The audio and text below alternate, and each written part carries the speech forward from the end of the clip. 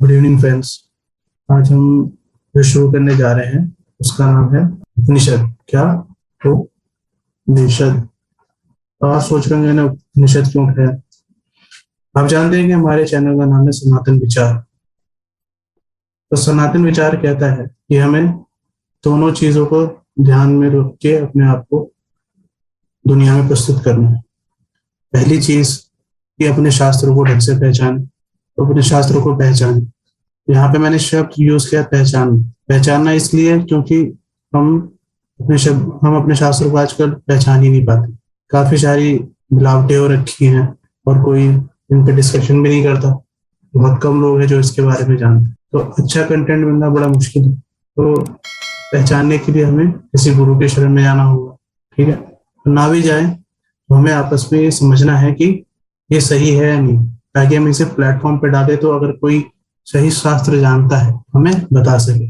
मुझे जो Indian archive में से मिला है मैं उसी को फॉलो कर रहा हूँ। अगर हम इसको प्लेटफॉर्म पे डालेंगे, कोई हमें रिबटल देगा तो हमें भी पता चलेगा कि हमारे असली शास्त्र कौन से हैं। ठीक है। दूसरी बात, अपोजिशन यानी कि पूर्व पक्ष। पूर्व पक्ष क्या है? अपने ओपोनेंट्स को जानना, जिसके लिए मैं फतवा आलमगीरी पढ़ रहा हूँ और आप लोग के साथ शेयर कर रहा हूँ। तो मैं ये शेयर कर रहा हूँ तो इसमें हमें देखना है कि हमारे शास्त्र क्या कहते हैं और उनके शास्त्र क्या कहते हैं, जिससे हम उनकी कंपैरेटिव स्टडी कर सके और पहचान सके कि सही कौन कह रहा है तुलनात्मक तौर। और जो सही लगता है उसे आप एक्सेप्ट कीजिए, उससे समझिए और सामने वाले को। तो आज हमारे पास दो ही श्लोक लेके मैं चल रहा हूँ। यह ईशावास्यो उपनिषद। ठीक है, ईशावास्यो उपनिषद। यहाँ पे जो अंडरलाइन पार्ट है वो दिख रहा होगा आपको। अब इसको पूछा ईशावास्यो उपनिषद क्यों कहा गया है। देखिए इस कारण का, इसके पहले मंत्र में ईशावास्यम वाक्य आने से इसका नाम ईशावास्य माना गया है। तो आप सोचे ईशावास्य कहाँ आ रहा है? पहला श्लोक तो ओम पूर्णमिदं पूर्णमिदस्य, तो ये शांति पाठ है। ये उपनिषद का हिस्सा है लेकिन ये इसका श्लोक नहीं है। ठीक है, अब यहाँ से शुरू कीजिए। देखिए ईशावास्य मिदम, तो इसलिए इसको ईशावास्य उपनिषद कहते हैं। तो हमारा उपनिषद है वो एक्चुअली में यहाँ से शुरू होता है, लेकिन हम स्टार्ट यहीं से करेंगे शांति पाठ से। तो ओम पूर्णमद पूर्णमिदम पूर्णात पूर्णमुदच्यते पूर्णस्य पूर्णमादाय पूर्णमेवावशिष्यते। तो यहाँ पे पढ़ते चलिए। सच्चिदानंद वह परब्रह्म सब प्रकार पूर्ण है, वह पूर्ण ही, उस पूर्ण में ही यह पूर्ण उत्पन्न हुआ है। पूर्णांक के पूर्ण को निकाल लेने पर भी पूर्ण ही बचा रहता है। आप देख रहे हैं इसमें क्या कह रहा है? पूर्ण। अब इसको हमें देखना है कि हमारी प्रैक्टिकल लाइफ में हम इसको यूज कैसे कर सकते हैं। एक मैथमेटिक्स का स्टूडेंट है, उसको यहाँ से इनफाइनाइट की डेफिनेशन मिल सकती है। तो कैसे यहाँ पढ़ी? उस पूर्ण में से पूर्णांक को निकाल लेने पर भी वह पूर्ण ही बचता है। अब मान लीजिए यहाँ पे इनफाइनाइट है, मैं इनफाइनाइट माइनस इनफाइनाइट करता हूँ तो क्या आता है मेरे पास? इनफाइनाइट। तो हुआ ना यहाँ पे इनफाइनाइट की डेफिनेशन। ठीक है, पूर्ण क्या है? इनफाइनाइट ही है। पूर्ण में से पूर्ण कौन सी वैल्यू है? इनफाइनाइट। अपने आप में कोई वैल्यू तो पूर्ण तो है ही नहीं। ठीक है, तो यहाँ पे ईश्वर को क्या बोला गया? इनफाइनाइट एक तरीके से, क्योंकि ईश्वर को डिफाइन करने के अलग अलग तरीके। तो यहाँ पे क्या है? पूर्ण। ठीक है, जो पूर्ण है वही ईश्वर है। ये सच्चिदानंद पर ब्रह्म, हमारे यहाँ ईश्वर को नहीं पर ब्रह्म उसको कहा गया है पूर्ण। ठीक है, इस पे भी मैं बाद में डिस्कस करूंगा ब्रह्म क्या है पर ब्रह्म क्या है। लेकिन आज हम अपने सिर्फ इस चीज को पढ़ते हैं, शांति पाठ को। आ गया ओम शांति शांति, 3 बार क्यों कहा है?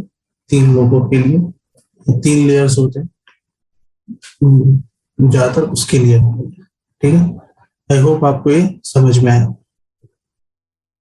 अब यहाँ पे एक इम्पोर्टेंट है, इसमें भगवत स्वरूप ज्ञान का निरूपण किया गया है।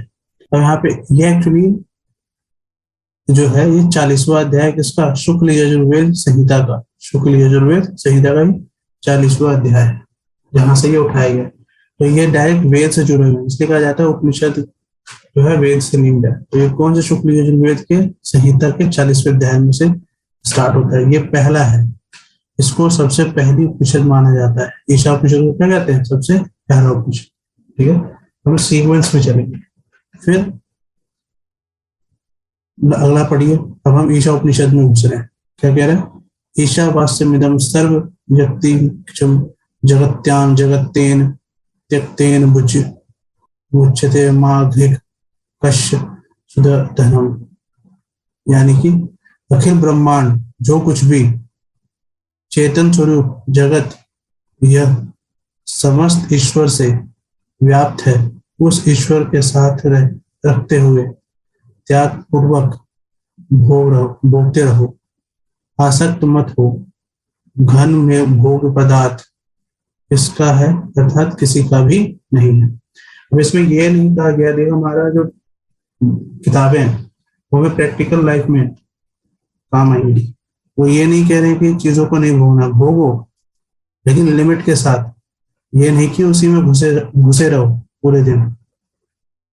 ठीक है, जो आज कहा जाता है have a limit, have a discipline in your life, तो वो कहाँ से आएगा, इस चीज से, भोगते रहो। ठीक है, यानी कि त्याग को भोगना कैसे है, त्याग करते हुए। यानी कि जैसे मोबाइल चला रहे हो, क्या चला रहे हो, मोबाइल, तो उसको एक लिमिट में चलाना है, वो आपके उसको भोगना है। आप जैसे मान लो आपको मूवी देखनी, तो आप एक मूवी देखो हफ्ते में, ताकि उससे आपका दिमाग कंट्रोल में रहे। अब ये नहीं कि पूरे दिन मूवी देख रहे, एक दिन 3-3 4-4 मूवी देख रहे, तो वो क्या कि आप ओवरलोडिंग करें। तो इसलिए चीजों का इस्तेमाल करना है, लेकिन उसे त्याग पूर्वक, क्योंकि बिना सामानों का यूज किए हम कुछ कर भी तो नहीं सकते, मुक्ति कैसे पाएंगे। तो भोगना है बट विद डिसिप्लिन। तो ये बताता है, ये श्लोक बताते हैं आपको डिसिप्लिन होने के लिए लाइफ में। लेकिन उसको डिसिप्लिन करते हुए इससे क्या होगा, आपके ऊपर संयम आएगा। तो उसमें देखो ब्रह्मांड में जो कुछ भी है, जड़ या चेतन स्वरूप, यानी कि जो स्टैटिक है तो या फिर जिसमें कॉन्शियसनेस है, यह समस्त ईश्वर से व्याप्त है। ये सारी चीजें जिसमें ईश्वर के अंदर ही है, ठीक है, उसमें व्याप्त है। इन सबको साथ रखते हुए त्याग पूर्वक भोगना है, तो इससे हम अलग नहीं हो सकते। तो आई होप आपको ये समझ में आया होगा कि हमें दो चीजें, एक तो प्रैक्टिकल लाइफ में क्या यूज है, और प्लस इसको हमें ईश्वर से कैसे कनेक्ट करना है। तो भारत के ग्रंथों की मुझे सबसे अच्छी बात ही ये लगती है कि वो प्रैक्टिकल लाइफ को लेते हुए चलते हैं।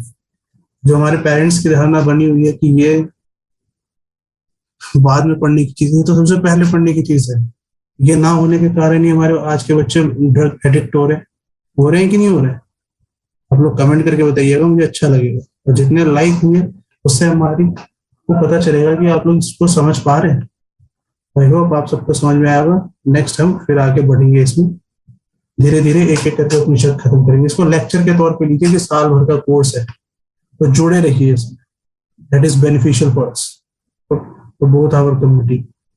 बकवासें हमारे समाज में बहुत होती है, लेकिन नीचे का काम, इम्पोर्टेंट काम बहुत कम होता है। चलिए मिलते हैं नेक्स्ट लेक्चर में।